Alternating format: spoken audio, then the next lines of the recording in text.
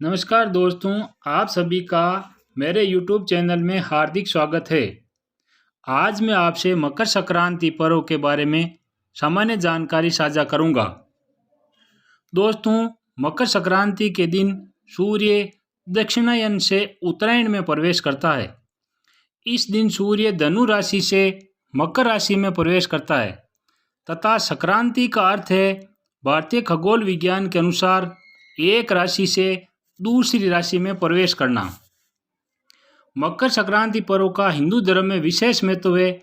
इस दिन स्नान दान के साथ सूर्य देव की पूजा का भी विधान है। पूरे वर्ष 12 संक्रांतियाँ होती है, लेकिन मकर संक्रांति महत्वपूर्ण मानी गई है। सामान्यतः भारतीय पंचांग की सभी तिथियां चंद्रमा की गति को आधार बनाकर निर्धारित की जाती है, लेकिन मकर संक्रांति को सूर्य की गति से निर्धारित किया जाता है। ग्रहों के राजा सूर्य सभी 12 राशियों को प्रभावित करते हैं, लेकिन कर्क और मकर राशि में इनका प्रवेश महत्वपूर्ण है। इन दोनों राशियों में सूर्य देव का प्रवेश 6 माह के अंतराल पर होता है। वैज्ञानिक नजरिए से देखें तो पृथ्वी अपनी दूरी पर 23.5 डिग्री अंश झुकी होने के कारण सूर्य 6 माह तक पृथ्वी के उत्तरी गोलार्ध के निकट होता है और शेष 6 माह दक्षिणी गोलार्ध के निकट होता है।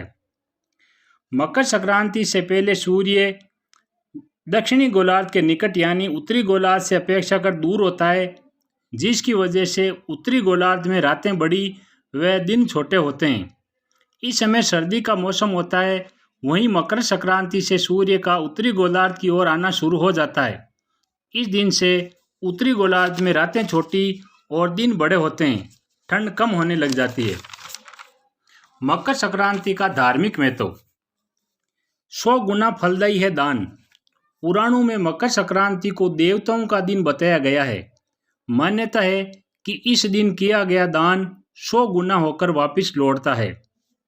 मांगलिक कार्य शुरू। मकर संक्रांति से अच्छे दिनों की शुरुआत हो जाती है, क्योंकि इस दिन मल मास समाप्त हो जाते हैं, खुलते हैं स्वर्ग के द्वार। धार्मिक मान्यता है कि मकर संक्रांति के दिन स्वर्ग का दरवाजा खुल जाता है। इस दिन पूजा पाठ, दान, तीर्थ, नदी में स्नान करने से मोक्ष की प्राप्ति होती है। पौराणिक कथा के अनुसार भीष्म पितामह को इच्छा मृत्यु का वरदान प्राप्त था, लेकिन दक्षिणायन सूर्य होने के कारण बाणों की शैया पर रहकर उत्तरायण सूर्य का इंतजार करके मकर संक्रांति होने पर उत्तरायण में अपनी देह का त्याग किया, ताकि जन्म मरण के बंधन से मुक्त हो जाए। गंगा जी धरती पर आई। माँ गंगा मकर संक्रांति वाले दिन पृथ्वी पर प्रकट हुई। गंगा जल से ही राजा भागीरथ के 60,000 पुत्रों को मोक्ष मिला था। इसके बाद गंगा जी कपिल मुनि आश्रम के बाहर आकर सागर में मिल गई। अब है मकर संक्रांति का वैज्ञानिक महत्व। क्यों खाते हैं तिल गुड़? सूर्य के उत्तरायण हो जाने से प्रकृति में बदलाव शुरू हो जाता है। ठंड की वजह से ठिठुरते लोगों को सूर्य के तेज प्रकाश के कारण शीत ऋतु से राहत मिलती है। हालांकि मकर संक्रांति पर ठंड तेज होती है। ऐसे में शरीर को गर्मी पहुंचाने वाली खाद्य सामग्री खाई जाती है। यही वजह है कि मकर संक्रांति पर तिल गुड़ खाते हैं, ताकि शरीर में गर्माहट बनी रहे। तरक्की के रास्ते खुलते हैं। पुराण और विज्ञान दोनों में मकर संक्रांति यानी सूर्य की उत्तरायण स्थिति का अधिक महत्व है। सूर्य के उत्तरायण से रातें छोटी और दिन बड़े होते हैं। कहते हैं उत्तरायण में मनुष्य प्रगति की ओर अग्रसर होता है। अंधकार कम और प्रकाश में वृद्धि के कारण मानव की शक्ति में वृद्धि होती है। पतंग उड़ाने का वैज्ञानिक महत्व।